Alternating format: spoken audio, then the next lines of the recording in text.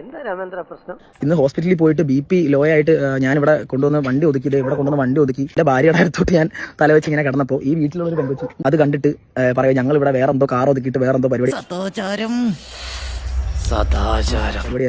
സദാചാരം ആരാ പെണ്ണ്? എനിക്കത് കാണിച്ചത് അത് ആരാ? ഇല്ലെങ്കിൽ സൗകര്യമില്ല, എനിക്ക് എന്റെ അവകാശം. അയ്യോടോ, ഈ അടയ്ക്കാ കുരുവിക്കാണോ പ്രശ്നം?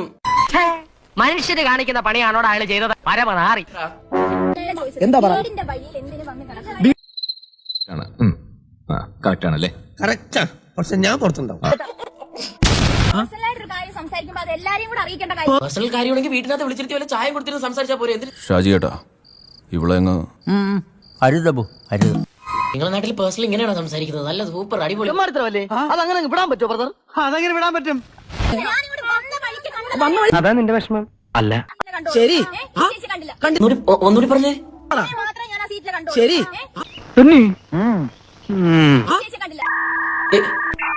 എന്റെ ബ്രെയിൻ സെൽസ് എന്റെ തന്തയ്ക്ക് വിളിക്കുന്നത്. ഈ കൊച്ചിന് എന്തോ പറയുന്നത്? തന്നെ മാത്രമേ കണ്ടുള്ളൂ, ആ ചേച്ചിനെ കണ്ടില്ലെന്ന്. നല്ല കാര്യമല്ലേ? ഒറ്റയ്ക്ക് ആ ചേട്ടൻ കാരണത്തിരിക്കുന്നതിന് എന്താണ് കുഴപ്പം? ആ ചേട്ടൻ ആണും പെണ്ണൊന്നും ഒരുമിച്ചിരുന്ന് മിണ്ടിയാ തന്നെ നിന്റെ കാണപ്പത്തിന്റെ അറ്റത്തുള്ള ചൊറിച്ചിലില്ലേ, അത് ഇതോടെ നിർത്തിക്കോളാം. എന്തായിരുന്നു ഇവിടെ സംഭവം? പറയും. എന്നാ മക്കള് ക്ലോസ് ആയിട്ട് പറ. എന്റെ അടുത്ത് പറ. നിങ്ങളൊക്കെ കൈവിട്ട് പോയല്ലോ പൊതു സ്ഥലത്ത് വെച്ചിട്ട് കാണിക്കാം.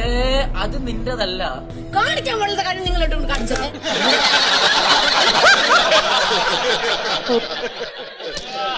അത് അനുമോളുടേത്. ബിഗ് ബോസ് തലേ കയറി ഇരിക്കണം തോന്നുന്നു കൊച്ചിന്റെ. നീ എന്നെ കളിയാക്കുക അല്ല, കാര്യമായിട്ടാക്കിയതാ. അപ്പൊ നീ ഇവിടെ ഓരോ ജന്മങ്ങളെ എന്തിനാ? ഓഹോ, അങ്ങനത്തെ മാറിപ്പോയി കാണിക്കാൻ. ഓ, ഇജാതി സപ്പോർട്ട്, ഫാമിലി സപ്പോർട്ട്. നല്ല അടികൊള്ളാത്തതിന്റെ വൈഫ് മെറ്റീരിയൽ. ഞാൻ പെട്ടു ഇല്ലേ?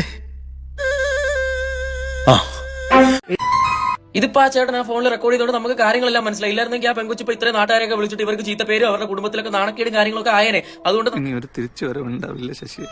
സാരമില്ല, വിവരക്കേട് ഒരു കുറ്റമല്ല. കാരണം ഇതൊക്കെ പക്ക സദാചാരമാണ്. ഒന്ന് മനസ്സൊക്കെ ഒന്ന് ഡീപ് ക്ലീൻ ചെയ്യാൻ നോക്കൂ. ഗ്രീൻ ഹൗസ് കപട സദാചാരം, അത് നമ്മൾ മലയാളികളുടെ ഒരു പൊതു സൂക്കൻ.